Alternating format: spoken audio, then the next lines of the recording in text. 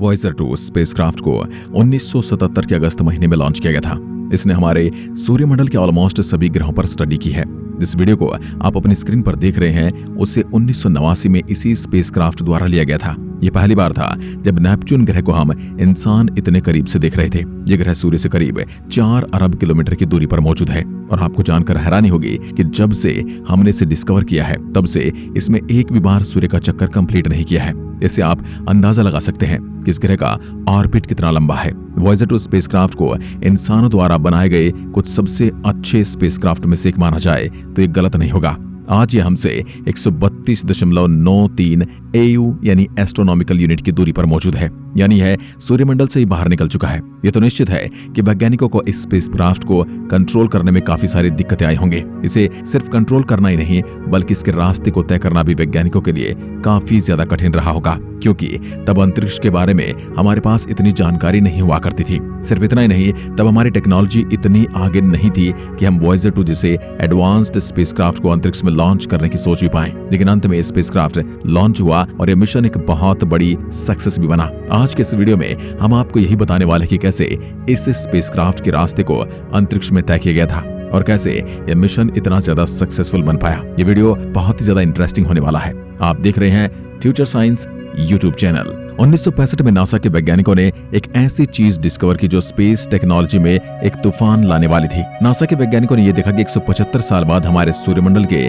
चारों ग्रह एक लाइन में आने वाले हैं। अब यह सुनने में शायद आपको नॉर्मल लगे, लेकिन ये वैज्ञानिकों के लिए एक बहुत ही खुशी की बात थी। ऐसा इसलिए है क्योंकि अब वैज्ञानिक मात्र एक ही स्पेसक्राफ्ट के जरिए इन चारों ग्रहों पर रिसर्च कर सकते थे। वैज्ञानिकों ने एक मिशन प्लान करना था और किया, जिसका मुख्य मकसद था इन सभी ग्रहों पर एक साथ स्टडी करना और सारे डेटा को वैज्ञानिकों तक भेजना। अब उस समय हमारे पास इतनी पावरफुल टेक्नोलॉजी नहीं थी कि हम सूर्य के गुरुत्वाकर्षण से अगेंस्ट जाकर इन ग्रहों तक आसानी से पहुंच पाए। यहीं पर वैज्ञानिकों ने अपने मैथमेटिकल कैलकुलेशन से एक करिश्मा कर दिखाया। ऐसा तरीका इजाद किया जो बहुत ही ज्यादा क्रिएटिव और इंटरेस्टिंग था। वैज्ञानिक अपने फ्यूल की जगह ग्रहों के गुरुत्वाकर्षण बल को इस्तेमाल करके ये मिशन करना चाहते थे। अगर आपको नहीं पता तो आपको बता दूं कि इस तरह की तकनीक को स्लिंग शॉट टेक्निक कहा जाता है और आजकल जितने भी स्पेसक्राफ्ट लॉन्च होते हैं उन सभी में इसी तकनीक का इस्तेमाल किया जाता है।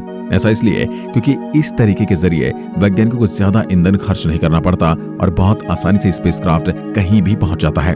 हमारे सूर्यमंडल में जितने भी ग्रह हैं वो लगातार सूर्य की ओर बढ़ रहे हैं, लेकिन उनके पास अपनी भी गति है, जिसकी वजह से वे कभी सूर्य से आकर टकरा नहीं पाते। यही कारण है कि वह इसका चक्कर लगाते रह जाते हैं। ब्रह्मांड में मौजूद ऑलमोस्ट हर ऑब्जेक्ट इसी तरीके से काम करता है। अल्बर्ट आइंस्टाइन ने अपनी जनरल थ्योरी ऑफ रिलेटिविटी में बताया था कि जिस भी ऑब्जेक्ट के पास अपना खुद का द्रव्यमान होता है वह स्पेस टाइम में एक कर्वेचर को क्रिएट कर देता है। यहाँ पर स्पेस टाइम को आप बिल्कुल एक चादर की तरह समझ सकते हैं। अगर आप एक चादर पर किसी हैवी गेंद को रखेंगे तो उस गेंद की वजह से यह चादर अंदर की ओर धंस जाएगा। फिर अगर इसी धंसे हुए एरिया के पास आप कोई छोटी गेंद रखेंगे तो वह इसका चक्कर लगाने लगेगी। इसी पूरे प्रोसेस को हम ग्रेविटी कहते हैं। एल्बर्ट आइंस्टीन ने यह तब एक्सप्लेन किया था जब हमारे पास फिजिक्स की इतनी ज्यादा नॉलेज नहीं हुआ करती थी। हालांकि अगर आप इस एक्सपेरिमेंट को अपने घर पर करेंगे तो आप ये नोटिस करेंगे कि छोटी गेंद हमेशा ही बड़ी गेंद से आकर टकरा जाएगी। ऐसा इसलिए है क्योंकि आप अपने घर पर अंतरिक्ष कंडीशन को रिक्रिएट नहीं कर सकते। हालांकि रियल सूर्यमंडल में चीजें कुछ इस तरीके से काम करती हैं। इस तकनीक का इस्तेमाल करके वैज्ञानिकों ने वॉयेजर 2 स्पेसक्राफ्ट को स्लिंग शॉट किया और यह मिशन पृथ्वी से सक्सेसफुली लॉन्च हो गया। उस समय हमारा सबसे पावरफुल रॉकेट मात्र 10 किलोमीटर प्रति सेकंड की रफ्तार से चल सकता था, लेकिन वैज्ञानिकों को सूर्य के ऑर्बिट से बाहर निकलने के लिए करीब 40 किलोमीटर प्रति सेकंड की रफ्तार चाहिए थी।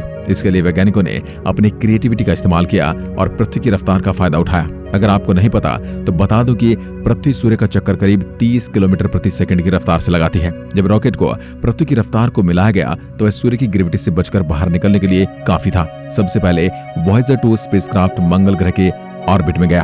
अब वैज्ञानिकों ने स्पेसक्राफ्ट को इस तरीके से लॉन्च किया था कि जैसे ये मंगल ग्रह के ऑर्बिट से बाहर जाएगा वैसे इसे अपने रास्ते में जुपिटर मिल जाएगा और बिल्कुल वैसा हुआ भी। और वॉयेजर 2 ने सबसे पहले जुपिटर की करीब से तस्वीर ली, लेकिन यह सुनने में जितना आसान लग रहा है असल में उतना आसान था नहीं। वैज्ञानिकों को वॉयेजर की स्पीड और डायरेक्शन को कड़ी निगरानी में रखना पड़ा था। उनके पास मात्र 150 किलोमीटर का ही एक कॉरिडोर था जिसके जरिए वॉयेजर ट्रेवल कर सकता था। अगर हम उस 150 किलोमीटर के एरिया से अंदर आते हैं तो यह स्पेसक्राफ्ट डायरेक्ट जुपिटर से आकर टकरा जाता और अगर हम इससे बाहर जाते हैं तो यह डायरेक्ट शनि ग्रह की ओर बढ़ जाता। अब शनि ग्रह की ओर जाने में दिक्कत की बात नहीं थी क्योंकि यह जुपिटर की जगह उसकी क्लियर तस्वीरें खींच लेता, लेकिन इससे वैज्ञानिक बृहस्पति ग्रह के बारे में ज्यादा नहीं पता लगा पाते। ओवरऑल मिशन की इमेज पर एक दाग लगा देता, लेकिन वैज्ञानिकों के दिमाग और उनके हाई वर्क की वजह से यह सब कुछ बिल्कुल परफेक्टली हो गया और यह स्पेसक्राफ्ट उस 150 किलोमीटर के एरिया को कवर करके आसानी से शनि ग्रह के ऑर्बिट में चला गया। यहाँ पर भी इस स्पेसक्राफ्ट ने जुपिटर ग्रह के गुरुत्वाकर्षण की मदद ली थी। यह तो कॉमन सेंस की बात है कि बृहस्पति ग्रह सूर्य का चक्कर लगा रहा है। जब वॉयेजर जुपिटर के पास पहुंचा तो जुपिटर ने इसे अपनी तरफ खींचना शुरू कर दिया। हालांकि वैज्ञानिकों ने इसकी डायरेक्शन कुछ ऐसे सेट कर रखी थी कि वह इस खिंचाव को अपनी गति बढ़ाने के लिए इस्तेमाल कर सकता था और अंत में यही हुआ। इस स्पेसक्राफ्ट ने बृहस्पति ग्रह के गुरुत्वाकर्षण का इस्तेमाल करके अपनी गति को बढ़ाया और डायरेक्ट सूर्यमंडल से बाहर निकलने का रास्ता फिक्स कर लिया। इसका मतलब ये बिल्कुल नहीं चाहते कि इसके बाद यह डायरेक्ट सौरमंडल से बाहर चला गया। सबसे पहले इसमें शनि ग्रह की कुछ तस्वीरें ली, उसके बाद यूरेनस ग्रह की कुछ तस्वीरें ली और अंत में नेपच्यून ग्रह की तस्वीरें वैज्ञानिकों को भेजकर यह सूर्यमंडल से बाहर चला गया। आपको जानकर हैरानी होगी कि जब वैज्ञानिक जुपिटर ग्रह तक पहुंचे थे तो उनके कैलकुलेशन में मात्र 1.4 सेकंड की गलती हुई थी। इतने बड़े मिशन में इतनी छोटी सी गलती होना कई बार हानिकारक हो सकता है, लेकिन इस केस में ऐसा नहीं था। अब शायद आपके दिमाग में सवाल आ सकता है आखिर कैसे वैज्ञानिक वॉयेजर स्पेसक्राफ्ट की डायरेक्शन को कंट्रोल कर पा रहे थे और कैसे उन्हें पता था कि वह आज हमसे कितनी दूर पहुंच चुका है। असल में इस स्पेसक्राफ्ट में काफी सारे इंस्ट्रूमेंट लगे हैं जो इसे ऐसा करने में वैज्ञानिकों की मदद करते हैं। इस स्पेसक्राफ्ट के अगले हिस्से में एक सेंसर लगा हुआ है जो पृथ्वी की डायरेक्शन को डिटेक्ट करके वॉयेजर की डायरेक्शन को उसी के सामने रखता है।